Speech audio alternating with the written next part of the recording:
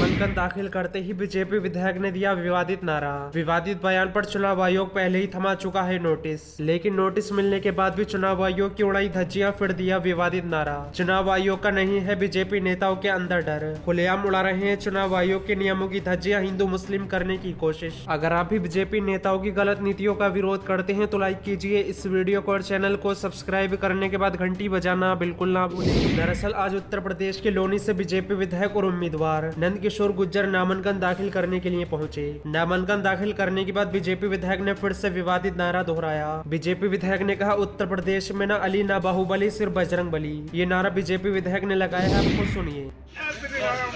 ना अली ना बाहुबली, बजरंग बली।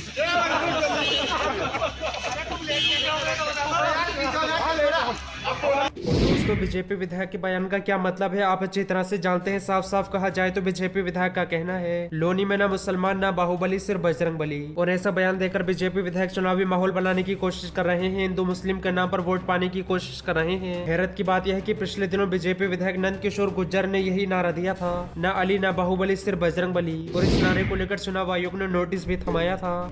ना अली सबको बोलना है। अली में ना अली ना बाहुबली। तो मैं बोल रहा, मेरे साथ साथ बोलना, दोहराना। तुम आगे एडवांस बोल रहे हो। लोनी में क्या ना, लोनी में ना अली ना बाहुबली, लोनी में सिर्फ बजरंग बली। जय जय श्री राम। बुलाए हैं, इसलिए लोनी में सिर्फ बजरंग।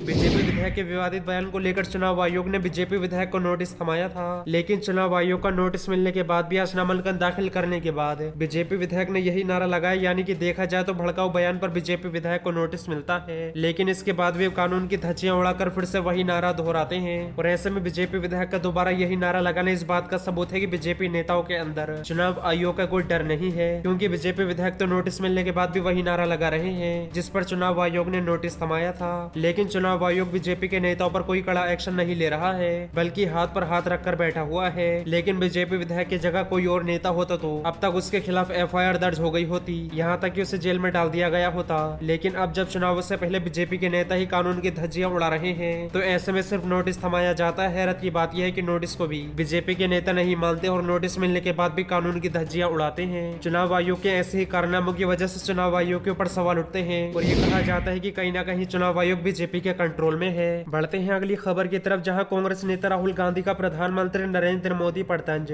बोले, अपने मित्रों के लिए पीएम दौलत की ताकत बनाते जा रहे हैं। दरअसल कांग्रेस नेता राहुल गांधी ने एक बार फिर से प्रधानमंत्री नरेंद्र मोदी पर हमला किया है। राहुल गांधी ने आरोप लगाते हुए कहा कि अपने मित्रों के लिए पीएम दौलत की ताकत बनाते जा रहे हैं और जनता को टैक्स और बेरोजगारी से कमजोर करते जा रहे हैं। क्या WEF में इन आंकड़ों की चर्चा भी होनी चाहिए। दरअसल विश्व आर्थिक मंच के ऑनलाइन आयोजित होने जा रहे दावोस एजेंडा शिखर सम्मेलन को प्रधानमंत्री नरेंद्र मोदी पहले दिन संबोधित करेंगे। 5 दिवसीय शिखर सम्मेलन 17 जनवरी से आरंभ हो रहा है, जिसमें अन्य वैश्विक नेता भी 2022 के लिए विश्व को लेकर अपनी दृष्टिकोण साझा करेंगे। प्रधानमंत्री नरेंद्र मोदी सोमवार को 17 जनवरी को शुरू हो रहे इस सम्मेलन के आरंभिक वक्ताओं में से एक होंगे। WEF को कोरोना वायरस महामारी के कारण सालाना बैठक का प्रत्यक्ष आयोजित रद्द करना पड़ा। दावोस एजेंडा शिखर सम्मेलन का आयोजन लगातार दूसरी बार डिजिटल तरीके से हो रहा है। 2022 की सालाना बैठक इस वर्ष के अंत में हो सकती है। इससे पहले कांग्रेस नेता राहुल गांधी ने बेरोजगारी और महंगाई के मुद्दे पर बीजेपी पर निशाना साधा था। उन्होंने अपने ट्विटर पोल का रिजल्ट साझा करते हुए कहा था कि बीजेपी की नफरत भरी राजनीति देश के लिए बेहद हानिकारक है।